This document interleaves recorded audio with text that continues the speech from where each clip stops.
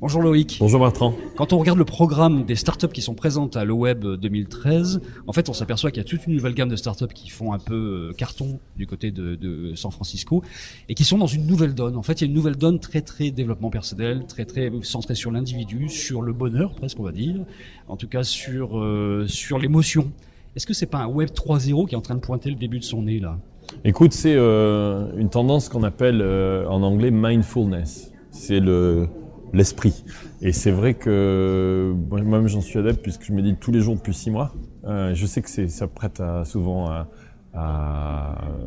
fait marrer en France ou en Europe, c'est pas très culturel. Mais à San Francisco, c'est à tel point que des gens comme Evan Williams, le créateur de Twitter, ou un des créateurs, a fait des séances de méditation dans tout le bureau. À 10h, tout le monde médite. Et en fait, c'est une vraie tendance de fond dans lequel on le voit comme une science.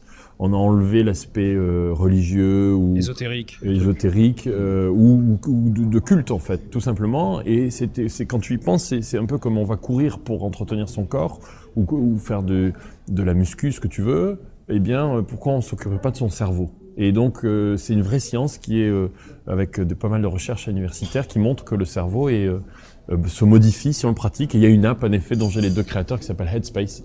Alors ça serait le mélange du travail sur l'intelligence artificielle, sur la science et sur finalement une sphère de New Age, une nouvelle version.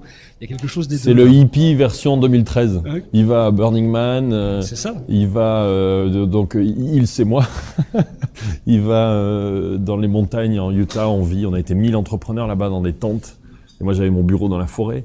On se déconnecte complètement, c'est-à-dire que je peux être complètement accro avec mes Google Glass sur la tête de ce qui se passe, mais aussi me déconnecter complètement et puis faire le vide dans ma tête. Et ça touche aussi bien les start-upers que Eric Schmidt ou Marissa Mayer. C'est ça qui est assez passionnant. Tout le monde. C'est un vrai phénomène de fond. Il y a même une conférence dédiée aux États-Unis qui s'appelle Wisdom 2.0.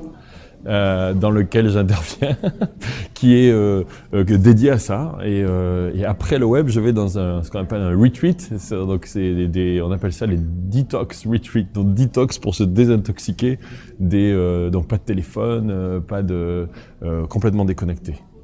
Où en est l'émotion sur le web ? J'ai le sentiment que le prochain truc à gagner sur le web, c'est d'arriver à être en phase avec l'émotion individuelle. Est-ce que c'est quelque chose qui se dit là actuellement, qui va se dire dans le web ? Ouais, c'est la personnalisation, tout devient très personnel, je trouve. C'est-à-dire que on est moins dans l'ère des blogs, tu te souviens, il y a quelques années, où on parle à tout le monde, mais beaucoup plus dans un rapport plus personnel. Par exemple, moi quand je poste quelque chose sur Facebook, je regarde qui écrit, je regarde qui me répond, je suis très proche de la conversation et c'est probablement moins un effet de masse que une amélioration personnelle. Donc ça veut dire que demain on fait plus de business en faisant du kitesurf ou en étant en short dans le désert finalement qu'en allant dans des rendez-vous en kilt. En kilt. Écoute, Burning Man, puisque tu en parles, il y a toute la vallée qui est là-bas. C'est tout simple. Moi j'ai dîné avec Eric Schmidt à Burning Man dans le désert. Et les 2 créateurs d'Airbnb étaient là, toute la vallée est là. Donc ça devient, on fait un peu de business, mais c'est quand même pas l'idée. Mais l'idée c'est de se déconnecter complètement et d'être capable d'ouvrir son esprit à des choses nouvelles. Et c'est vrai que par exemple dans la méditation, tu trouves des idées. Moi j'ai des idées après 20 minutes, 30 minutes que j'aurais pas autrement. Parce que ton cerveau, tu sais, il y a une espèce ils appellent ça le crazy monkey, le monkey brain, c'est-à-dire un singe fou tu sais, tu fermes les yeux, t'as plein d'idées qui t'arrivent et ça se calme. Ça prend 15 jours, 3 semaines. C'est comme si le web réagissait à son propre monstre, celui qu'il aurait engendré en fait avec le phubbing par exemple. Exactement. On a engendré un monstre avec tes mails par exemple.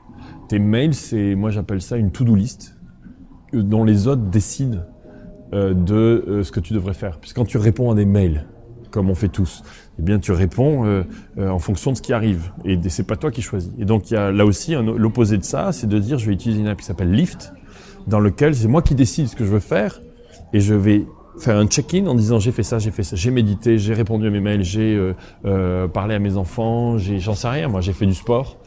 Et donc il y a tout un mouvement en effet on a créé un problème avec tous ces objets connectés et ce bombardement d'informations permanent. Et on le résout en se déconnectant et en apprenant à poser son téléphone et à te parler là, comme ça, sans être en permanence en train de regarder ce que j'ai nouveau mail, un tweet ou un truc. Ça veut dire que le web 2013, ce sont les nouveaux hippies californiens qui viennent porter la bonne parole en Europe, où on est vraiment loin de ça encore. Écoute, je sais quand les hippies s'appellent Eric Schmidt et Sergey Brin, c'est quand même pas... C'est relatif. Tu vois, moi je vois bien, bon, ils arrivent en hélicoptère à Burning Man. Donc il y a quand même un... Mais il faut faire attention. Mais disons que t'as tout un... Jack Dorsey fait du yoga, hot yoga tous les jours. Il y a tout un phénomène là qui est très... c'est hippie chic. Il y aura même de la méditation d'ailleurs pendant le web, Ouais. avec 2000 Je vais personnes qui font méditer méditer. sur scène avec 2000 personnes. On a hâte de voir ça. Merci Loïc. Merci à toi.